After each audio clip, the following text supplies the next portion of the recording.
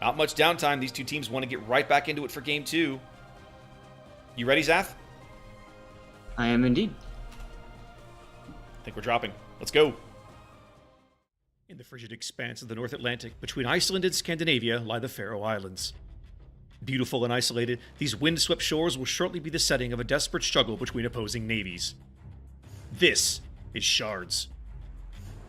Shards is a 42 by 42 kilometer domination-style map with 3 cap points running in a line from southwest to northeast. The A cap is in the bottom left, B is in the center, and C is in the top right. Not only has Shards never been played in King of the Sea before, it was altered to this configuration merely days before the event began. In the lower left and upper right corners of the map, the A and C caps pose quandaries for both teams. Half of each cap circle is wide open, while the other half is constricted by islands that form a narrow set of channels. How they choose to handle these corner caps forms the backbone of a team's strategy for dealing with Shards. Some teams will opt to try and capture from the side most open to them, forcing the enemy to attack through the channels. Others will opt to push through the channels quickly and bag the cap themselves, then use the open side of the cap for defense. At the center of all this chaos lies Cap B with its own maddening configuration. Islands punctuate the circular cap like a set of lawnmower blades, centered around another low-topped island smack in the middle of the cap. The island cover seems likely to encourage a lot of camping cruisers and hide-and-seek destroyers. Teams have not had a lot of time to prepare for Shards, and there are many questions remaining about just how it will play. Early indications are that despite teams spawning in the southwest and northeast, play will actually center along a northeast to southwest axis as the corner caps fall under their control.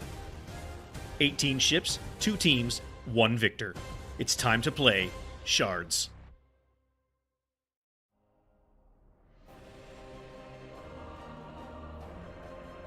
As we land on Shards, we take a look at the lineups. BN has made some pretty radical changes, Zath.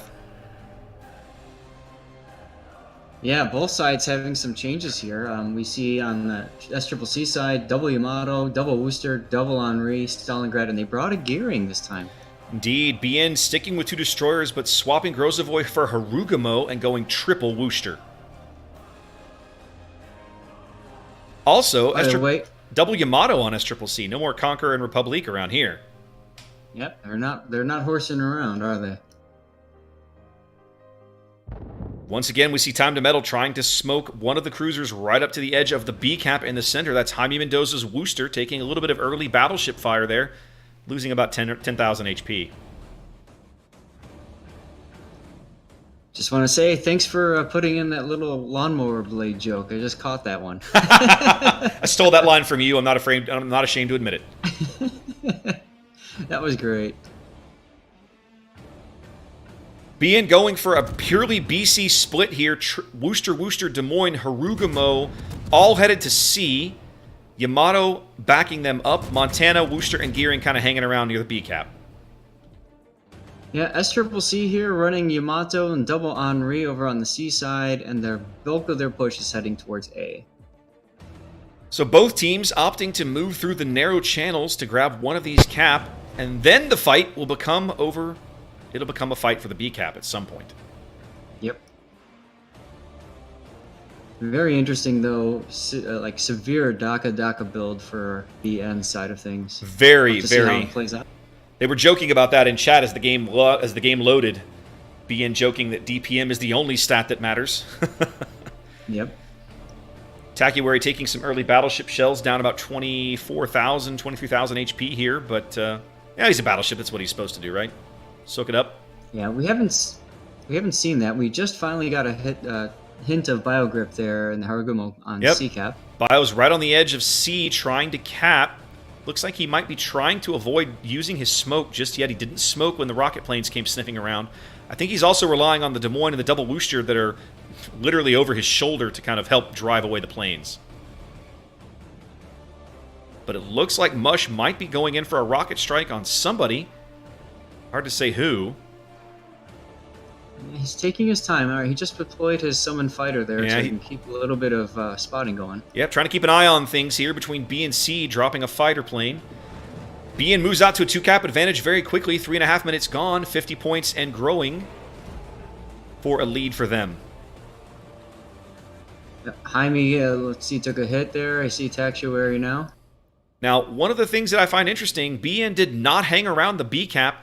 Jaime, Time to Metal, and John immediately turned around. They know the big push is going to be coming through A. They are getting set up to kite right now. John's taking a ton of fire. Which makes sense. Ooh. Jaime getting just hammered by a long-range Yamato shot. What is that, 20 clicks or so? Yep, about 20 kilometers. He takes about 20,000 HP there. Now the Woosters are shifting their fire to him. I assume that's Feifei and Dan's legs in that angry smoke cloud? You would be correct, yes. Okay. But we no longer... Okay, we just saw Jaime again. Yep. We lost my scouting on him for a bit there. Yep. Mush coming in now to make the fire. Torpedo plane's coming in on him now. He'll go for the stern drop to hold him on that line. Yes, he will. I was wondering if he'd do that to kind of encourage him to hold that course.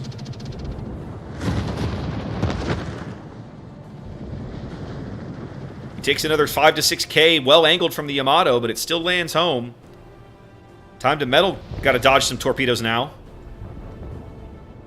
He's not going to succeed. He's going to eat one. Oh, that's a big torpedo hit. Losing 3/4 of his health to one torpedo, down to 6K. Now, we didn't see that on stream here. We only saw the little torpedo boop. Yep, well, that was Time to Metal, eating a torp. And BN not trading well here early. BN... Dan's leg's going to take at least one torp here. Feifei might take one as well. Yep, we see one hit. Just the one, it looks like. Feifei's okay. Just the one. Feifei will be fine. Well, BN's lead continuing to grow, but their kiting flank is just getting hammered here, and they're trading very badly on health early, down over 100,000 HP 5 minutes into the game.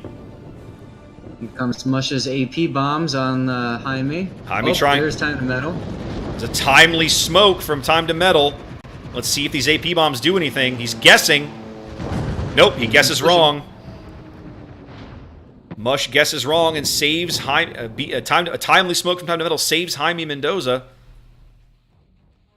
As John also makes good use of this smoke. This is a really, really, really well-timed gearing smoke to get these guys out from under all that focus fire. We haven't paid much attention to C in a while. BN forces at C have reoriented now, coming back south, setting up for a big fight around the B cap, which is really not that surprising. Right. Their early control of B. Go ahead.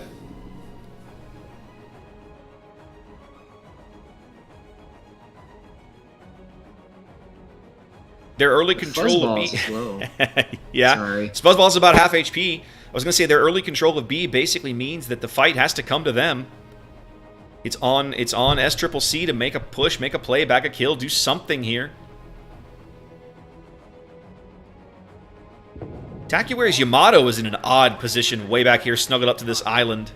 I would have expected him to move up a little bit.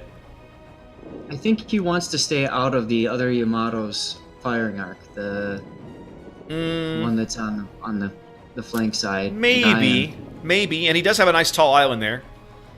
Sasha's Wooster now setting up on the north side of this this little island here on the edge of B. One of the blades of the lawnmower, able to start raining fire on Fuzzball's Yamato.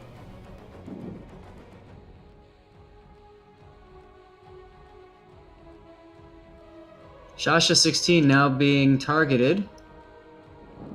Let's see if any shells connect. Meanwhile, Biogrip is detected, but nobody seems to be shooting him.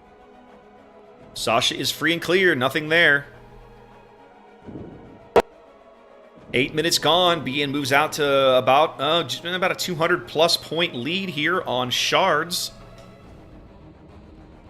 SCCC trying to find a way to break into the B cap or bag a kill.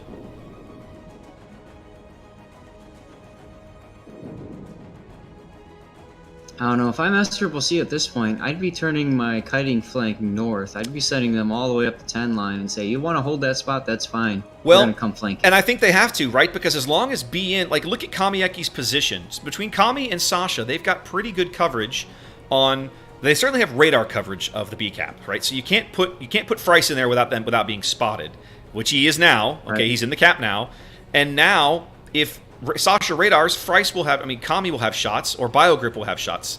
And here comes the Midway bombers, right? So they can't put somebody in there without him. Now Sasha finally takes a big hit there, losing about half his HP. It looks like to Fuzzballs' Yamato. More Yamato shells coming in from astern. Sasha lives, but is only on about 15,000 HP. Fry's getting dunked on here. Harugamo out looking for him. He's got Des Moines shells. He's got Harugamo shells. Looks like he's trying to snuggle up to the island, maybe get cover, but it's going to be a hard fight. A little more of the HE bombs going in, down under 6K. Fryce, they finally lose vision on him. He's getting cut to pieces. He is getting hammered, but they're going to lose Sasha. Bian's going to lose Sasha. There he goes. Ooh, wow. Beautiful torp drop. It was a beautiful torp drop. That narrows the gap a little bit. SCCC gets the first kill of the game here, bagging a Worcester on the edge of the B-cap. Lawnmower claims its first victim. I'm going to start using that. Now, they did succeed in driving Fryce out of the B-cap. Nope, he reversed back in. And he's got a fighter overhead now. Mush coming in with the fighter to set up to patrol. They know that Indiox is going to want to try to get in there and spot that poor that poor gearing that just got wrecked getting into that cap. Now, you see the push coming on the 9 line, Zath. You see it? We talked about this. Yep. SCCC with a concentrated push, trying to push these guys out of this position. From here, they can cover the B cap as well. Fryce is going to get the cap. Oh, yeah, they can't stop him now. They'd have to spot him, and there's no one in a position to do it. Oh, Kaiser Kraken just got hammered. Down to 12K. That must be Henri AP. He's not angled well enough. Down to 6K. More battleship shells coming in. 260 hit points. And he survives barely. He sneaks away out of sight. Well, that's Kaiser Kraken for you. He's really good at not dying. Well, he's got more shells coming in. He's radaring so they can see the Henri in the cap and continue to reset him. Kaiser settled on 1,300 HP. That's apparently where he's going to be for a while. You know they have to be looking for it. They're going to get Jake, though. Yes, they are. And here comes the AP bombs from Mush looking for Kaiser. An overpin will probably kill Kaiser at this stage of the game. Kami just took a big hit as well. But Kaiser just destroys those planes. And Kamieki down. Kamieki going down here. Stalingrad doing work. SCCC up a cap. Really pushing B in hard now, using this health advantage they've built up over the course of the game. Time to Metal laying some smoke. Biogrip ducking into it now.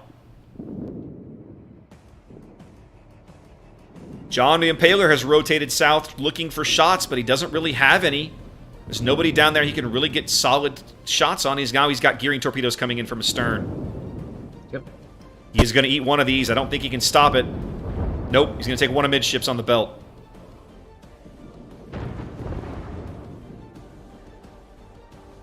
Looks like he's flooding and burning simultaneously.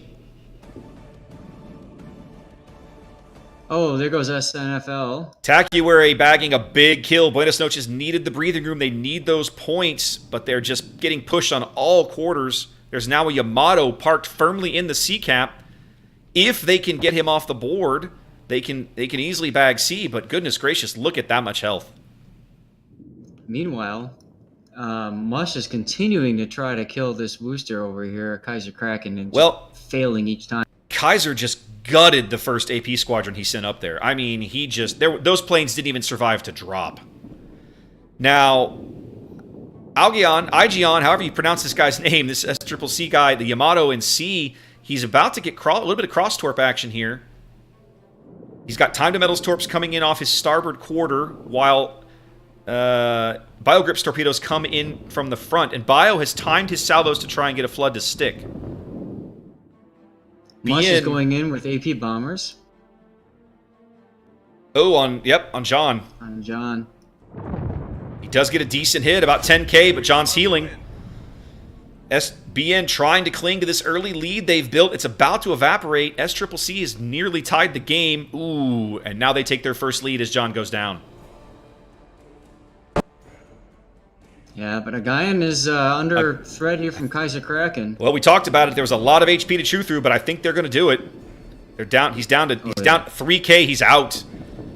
That was fast. The Worcester, the Harugamo, the torpedoes, the floods, all of it combines, and Aigion goes out. The C push evaporates, but it might not matter. The B push for SCCC working brilliantly here. Tacuary going down.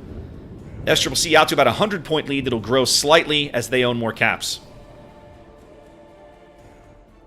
Price is doing a really good job of not getting spotted and not getting shot at. We haven't seen him in forever. I would have thought Exactly. that Indiox might be out trying to find him, but I guess Indiox has had bigger fish to fry for a while. Well, I'm sure that you know, there's been a lot of talk about we got to stop this push up the flank there, and they did, but They stopped it cold, Took time. but yeah, the time they lost doing it allowed these guys to get into B. They're going to put some torpedoes into Fuzzballs' Yamato, 4 of them there. BioGrip took a big hit from Fuzzy Collie in the Stalingrad, who's currently radaring. He's going to have one more salvo. Nope. Bio radared in smoke. Shells coming in, down under 2,000 HP. Bio seems to decide he's going to stick it out, but they're fishing for him and they're going to get him. No, he's down to 125. Wow, that was a nice hit. But they haven't hit him again. Railguns. The rocket planes are looking for him. The rocket plane's going in on time to metal now. Ooh, and they get him. And that's the game. And Two. 2 quick kills. They do fish and they bag both destroyers very quickly. And SCCC claims the match. And the round. Indeed. Another sweep. Wow, guys.